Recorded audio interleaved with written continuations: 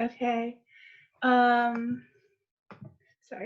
Okay, so hi everybody. I'm Maddie. I am a rising sophomore at Lake College. I'm a health and society major, and I'm here to talk to you guys about the first gen experience and barriers and barriers that we face and resources that we can use to overcome those barriers.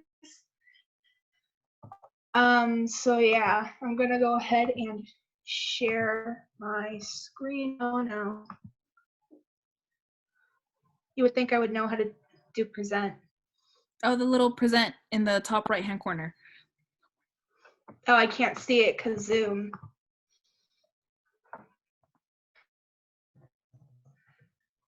Oh, there we go. Okay, so yeah. So first off, I felt like it would be important to define a first generation college student. And a first generation college student, which will just be abbreviated as FGCS, is a college student whose parents didn't attend college in the United States of America. And I was talking with Allison while I was preparing this presentation. She told me that it's important to make that distinction because people from other countries can come to the United States with a college education, but it's not like equivalent exchange. And in the Rising Star program, 96% of the approximately 500 students that Students Rising Above serves under that program are identified as first generation college students.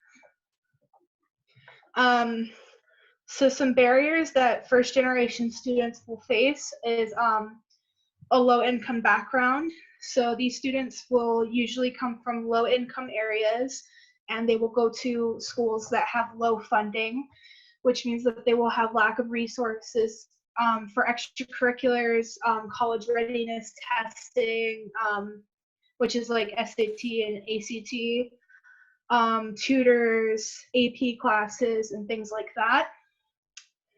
And there are also racial disparities.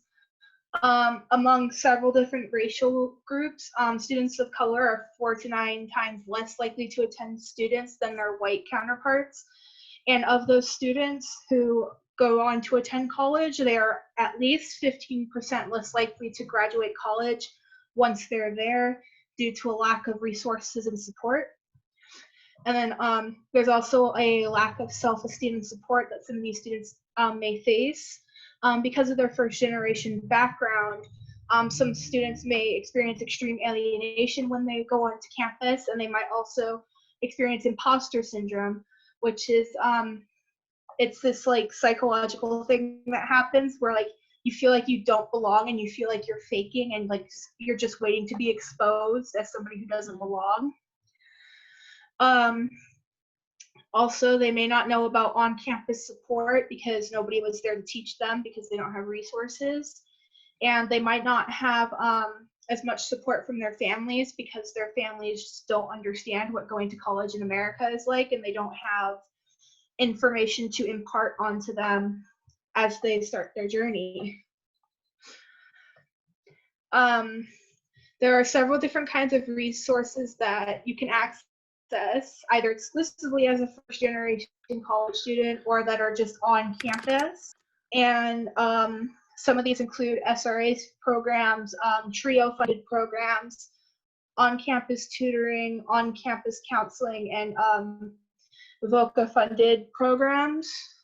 And I'll be getting into each one of those in detail. And I should note that I have accessed all of these programs on my campus at least once, or in general. So Students Rising Above is a nonprofit organization that's dedicated to helping low-income students from the Bay Area get into college and stay in college. And some resources that are provided through the Hub include webinars on college and career success, cover letters, resume builders, and information about scholarships and internships. And these can usually be accessed through the Hub. And then SRA also has the SOAR program and the Rising Stars program. And TRIO funded programs are government-funded programs, like federally funded programs, to help provide services that help underserved students succeed in college. And a few of these examples of these programs that a college might have include student support services, which help underserved students through college with a combination of academic and financial support. And on Bullitt College, I'm a member of Student Excellence in Leadership, which is their SSS program on campus. It serves first-generation, low-income, and disabled students. And they do everything from like emotional support to like free tutoring, and they even have a textbook library if you can't afford to buy your books. And then our educational opportunity centers, which if you're like an adult, like if you like started college and then you have to want to come back, these are the centers where you would go to like help transition back into your college experience. And they help provide like financial counseling and like support with your application. And then there's the McNair Scholars Program, which my school also has one, but like I haven't participated in it yet because I'm too early on in my education. But it helps underserved and underrepresented students pursue a postgraduate program. Like the whole idea behind it is to help more like people of color, first generation, low income students obtain PhDs. On-campus tutoring is a service available to all students on campus. These tutoring programs might have a dedicated center, they might be in the library. They may hire students specifically to help you with tutoring, and they might have already taken the classes that you need. And they are a very good supplement to any other tutoring that you can get through like SRA or an SSS program or anything like that.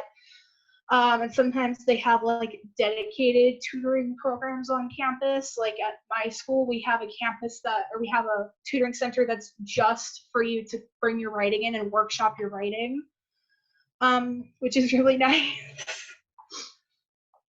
And yeah, and then there's on-campus counseling, emotional, like psychological, mental health counseling.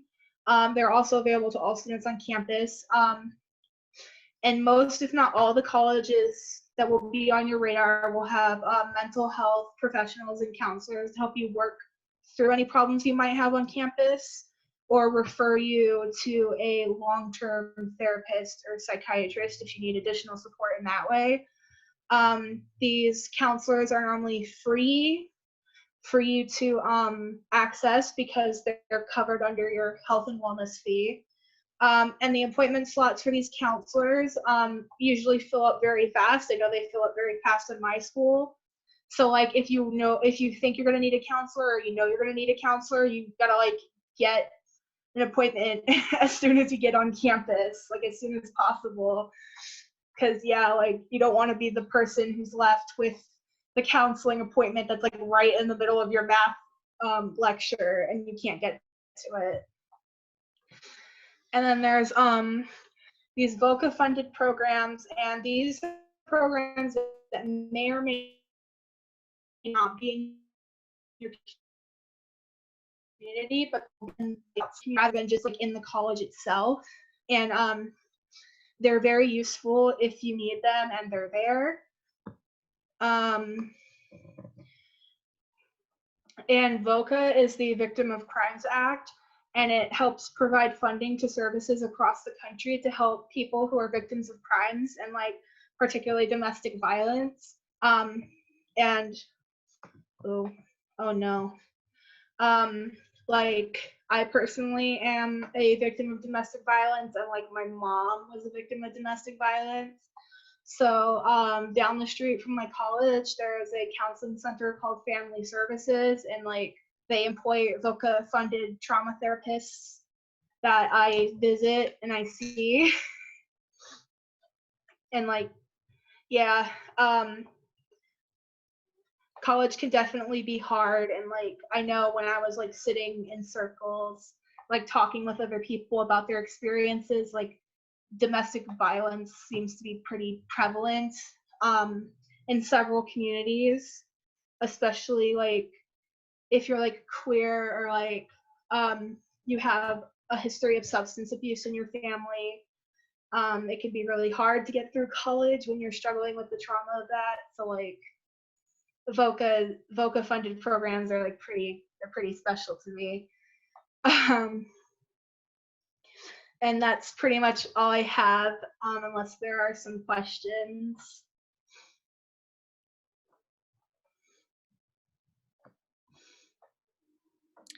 I have a question for you, Maddie. Okay. What would you say is like your number one piece of advice for students who are going into college if they're first gen? I would say my first bit of advice is to probably find a community of people who are like find a community of first generation students, like try to foster a community like that if it's not already there, or find the community if it is there, but also like outreach, like reach out to other groups that you may be a part of. Like I'm like loosely aligned with like our Gender Sexuality Alliance group on campus because I'm a queer person. And for other students, there might be like Black Student Union, or like we have a Latinx student union called VOCIS on my campus. And yeah. Cool. Yeah, I think echoing what Maddie was saying, I think it's really important to find your people when you enter college. So just like what Maddie was saying, like either finding other first gen or like low income folks, and usually like an easy way to do that is if you attend your summer bridge. That's like a good way to meet people before you actually get on campus. And oftentimes those programs are like built for first gen or low income students. So that'd be my number one. And then number two is finding a part of your identity that you really, that is like a big part of your identity. So I know Maddie mentioned being affiliated with like the one of the queer organizations on campus. When I was in school, I was really heavily involved in like the Filipino organizations because I'm Filipino, and that's something that is really important to me. So thanks, Maddie, for that answer. That was very helpful. Okay, so I don't think there's any other questions, but if people do, they can chat them. So for now, I'm going to launch the post poll, so it should pop up on your screen right now. So just make sure to take that. Maddie, you can stop sharing your screen if you want. Okay. And is there anything else you want to share with fellow first-gen students? Well, your first year of college is not going to be what you expect it to be. It's definitely not going to be like this, probably. I would hope not. But it's like you kind of like expect to be all alone your first year, but then you end up like making like a ton of friends, and it ends up being cool. And like your friends will be like text you at like 11:30 at night and be like, hey, do you want some cake? It's somebody's birthday. Come sing happy birthday.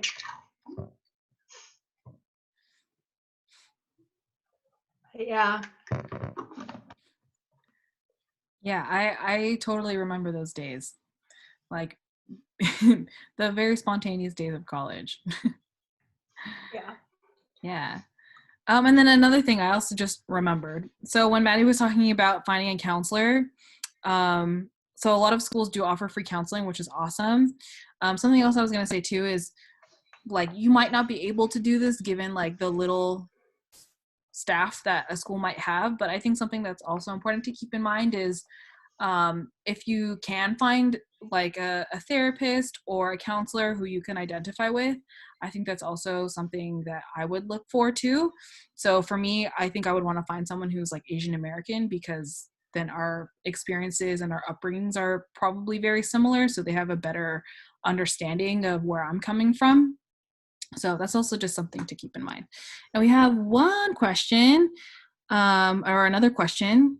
So one student is asking, what do you say about people who have struggled with motivations at moments now in COVID-19 or in the era of COVID-19?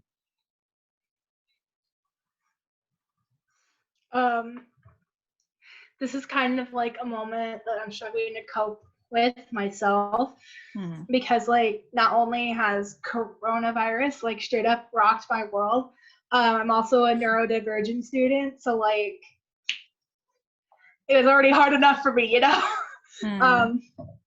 But like definitely like this is one of the things that I use to cope with all like just in general, because I have like ADHD, but like you take all your tasks and you like break them up into like really tiny tasks, because that helps out a lot, because like you can say like, oh, take out the trash, and like your brain just doesn't know where to start when you're like when you lack motivation, or like you don't have executive functioning working properly. But you can break it down and be like, okay, I'm going to get up, I'm going to walk to the kitchen, I'm going to take the lid off the trash, like, you know, things like that. And like you can apply that to like writing papers, and that's really helpful, or like any other project that you're working on.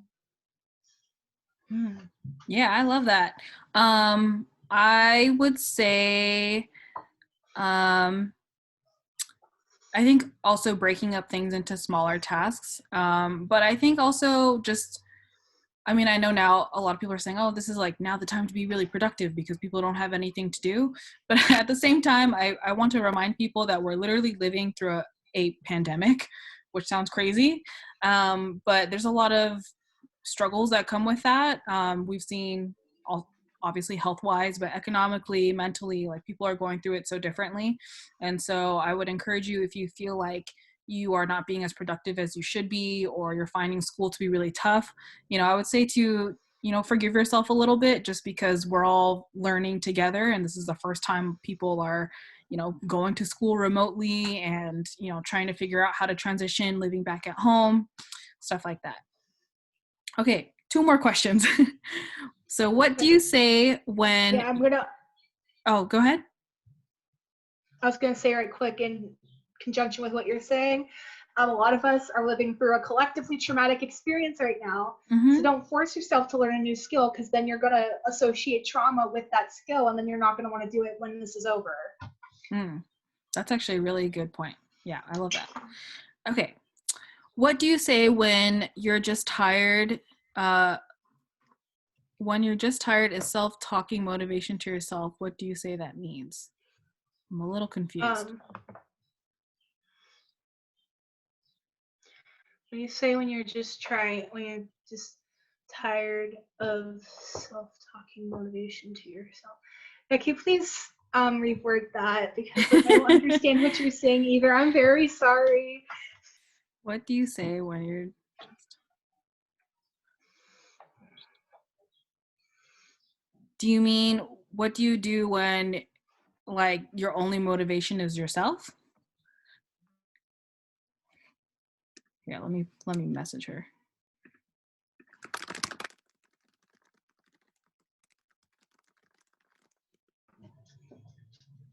Oh, got it. Oh, you self-motivate to yourself. Oh. Well, you see, like, that's kind of why building a community is so important, because when you can't motivate yourself anymore, you can text your friends and just either take a break from it, or like receive support from your friends. And like, I totally understand feeling that burnout. Like, I feel it pretty much like every few days at this point. But sometimes you just gotta like let yourself feel the burnout. Like, you just gotta be like, I'm going to be a slug today, if that makes any sense. I am going to just do nothing for a day, if everything is willing.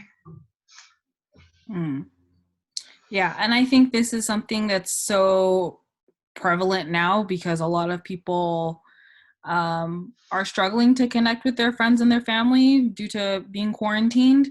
So I agree with Maddie. I think like you just need to let yourself feel it, because once you acknowledge that it's there, then you kind of acknowledge that the next step is, okay, like how do I get over it? Whereas if you just keep trying to fix it as it comes, you're not really going to ever like acknowledge and recognize that this is happening. So I think the first step is to, echoing what Maddie said, just to acknowledge it and then figure out like what are the baby steps you can do to get out of that situation. Yeah, a good like I said, a good first step is just veg out. I know I shouldn't be talking about this, but they just added Avatar on Netflix. Come on, just rewatch Avatar for the 17th time. It's fine. Nobody cares. Do what you need to do. Okay. All right. So I think that's going to wrap it up today. So thank you to everyone who came to join us. And any parting thoughts, Maddie? Not really. Uh, we just got to get through this together, but separate. Good point. Don't hoard things yet.